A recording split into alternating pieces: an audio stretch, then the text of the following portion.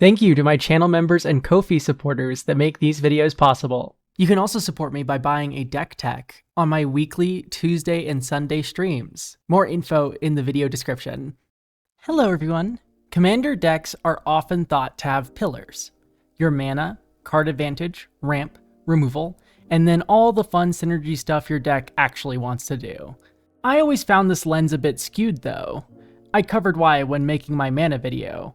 For me, yes, these pillars help you sort out what your deck needs to function with some clarity, but it also enforces the idea that your mana, or in this case, your removal, are separate from your deck's identity. Now, don't get me wrong, a sleek and efficient removal package is super important for some decks. For my Kellen Hatebearers deck, my removal fits this description quite well. Not only are most of the cards incredibly lean in terms of mana value, but they're also wide in the type of cards they hit. Skyclave Apparition, Thraben Charm, and Beast Within are cards here that have incredible modality, while Solitude and Swords gives up that versatility for mana efficiency. That being said, despite this being my most efficient removal package, it still has some character. Parting Gust and Werefox Bodyguard are perhaps two of the most interesting among the cards here, since they can both be removal, but they also double up as protection and flicker effects. And yes, while Solitude, Skyclave Apparition, and Lauren are just good cards, they also fall under the synergy-based flicker plan the deck has. Seasoned viewers may notice that I'm practicing what I've preached in a previous video as well, with not all of my removal being on ETBs, so I don't get blown out by a Torpor Orb. Ayara is another commander I have in my arsenal that I often think is boring. I mean, don't get me wrong, the deck isn't anything special. It wins with Grey Merchant or Kokosho combined with a Veto or Enduring Tenacity. It's just mono-black life gain. That being said, the removal package is actually pretty synergy heavy. Zat's Will is just a second copy of Soul Shatter in this deck, but it also drains for each thrall it makes with Ayara. Consuming Corruption and March of Wretched Sorrow can both be used in combination with the previously mentioned Veto or Enduring Tenacity for a surprise blast of burn damage from the hand to an opponent. In the same vein as Consuming Corruption, Defile and Mutilate both work with my hyper-simple mana base that is trying to cash in on Cabal's Stronghold. In reality, my most boring cards here are the Soul Shatter and the duo of enchantment removals Withering Torment and Feed the Swarm. One removal spell that used to lie alongside these most boring options, though, was Sheoldred's Edict. Sheoldred's Edict was a card that, when spoiled, seemed like an incredible commander staple, like Soul Shatter would be, at least to me. According to EDH Rec, the hype is in fact real. It's indeed in as many decks as Soul Shatter often is. There is one major difference though.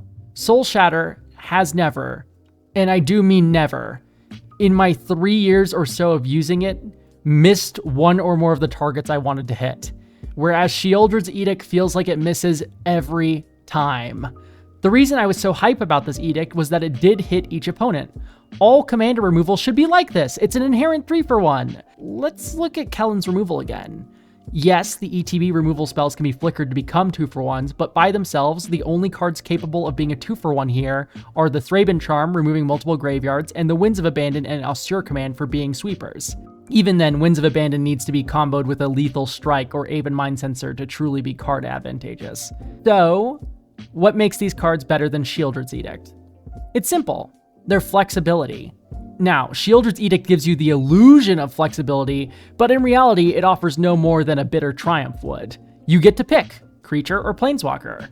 Sure, the token mode is funny into a Merit Lage gamer, but in reality, it's a dead mode in 99% of applications. Though, do leave your funny stories in the comments below if you have picked this mode. Yes, it has the upside of getting around hexproof and indestructible, but if an opponent has even one or more non-token creature, a mana dork, a value engine like Esper Sentinel, or just some random support piece, it's moot. They just sack the worst game object. Soul Shatter, this is not an option. It almost always hits the bigger scary thing. Same goes for the removal in Kellen. It allows you to target the best thing, even if that is at the cost of not getting around hexproof. Soul Shatter is a true 3-for-1, whereas Sheoldred's Edict is not, because it's able to whiff frequently.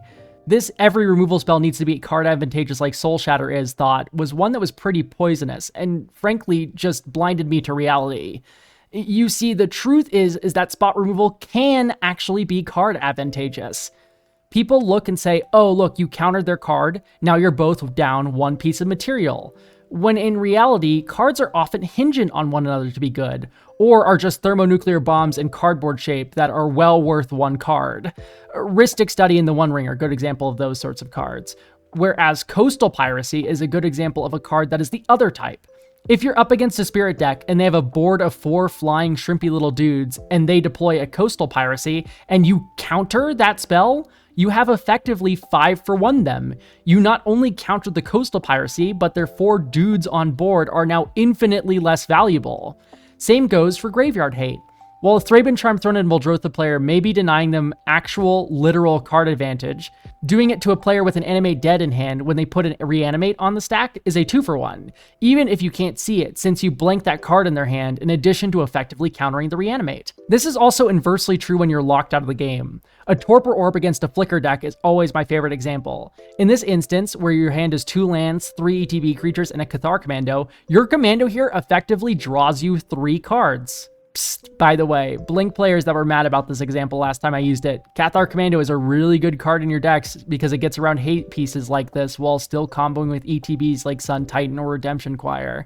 Now that this leg of the topic is over and done with, I just wanted to note that this disdain for Sheoldred's Edict has only really been in the sense of it being used as a generic card. It still has a very solid home in, say, Turgid God of Fright, where other edicts may run into the problem of snagging a token creature, which Turgid can't cash in on, or in sacrifice decks with something like Carmen or Mazarek at the helm.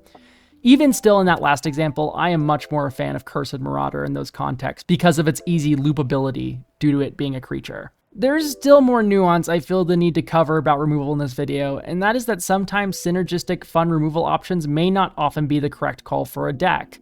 In Farrakha, I run Pile On as one of my removal spells. It destroys a thing at instant speed, puts stuff in the bin, and can cost as little as 0 mana with Convoke. That being said, I don't run Lethal Scheme. Why is that? Well, it's a matter of floors. The floor of Lethal Scheme is 4 mana Hero's Downfall. The floor for Pile On? A 4 mana Hero's Downfall Surveil 2. It was the fact that the surveilling wasn't actually tied to the convoking that made me a lot more invested in Pile On when it came to finding my cuts, since it came up in multiple games that my creatures were already tapping to do things on my turn, or I only had 1 creature to help cheat out the cost. Don't discount the double black pips either. It has come up in multiple games where I did not have a second creature that I needed to convoke it. So far, I've been talking about optimizing removal choices during deck building, yes. But another branch of this is optimizing removal use during gameplay. Threat assessment is a thing often heralded as a thing that needs to be taught, but it's a really broad concept. The sense of threat assessment in general only really comes from experience. What can be taught, and is more helpful in my mind, is analyzing threats relative to your information. Let me tell you about a game I recently had with Kellen, where I deployed a turn 4 Elesh Norn Mother of Machines. This was against a Gitrog Ravenous Ride deck that was drawing upwards of 8 to 9 cards a turn, and slamming a ton of lands with Retreat to Hagra and Ob Nixilis the Fallen on board. The Henzi player to my left had removal for Elesh Norn, but didn't use it. The reason? His hand wasn't as reliant on ETBs as the Gitrog player's was. He even jokingly referred to it as the Iron Dome, stopping the landfall player from winning. In this case, my hate piece was helping him more than hurting him. This anecdote aside, there's plenty of times I've heard of someone protecting someone else's stacks piece from removal for the simple reason that it blanks more cards from their opponents rather than their own, and therefore it would be disadvantageous to remove it instead of advantageous. This really is the thinking you should have, rather than just trying to learn the broad concept of threat assessment. How much does it hurt you? How much does it help the caster? And how much does it hurt your opponents? If the card blanks 2 cards for you and 6 across your opponents, then the card might not actually be worthwhile to remove. Well, unless the cards you're packing are actually that good. But this is Magic. There's an edge case for every absolute. I hope you picked up something useful from this video about removal. Do you want to see another video like this where I challenge the common ideas that people have about card advantage in EDH? How do you bake removal into your deck synergy? Let me know down in the comments below, and until next time, bye! Defile and Mutilate both work with my hyper simple mana base that is trying to cash out on Strabal Stronghold. Yeah, Strabal Stronghold.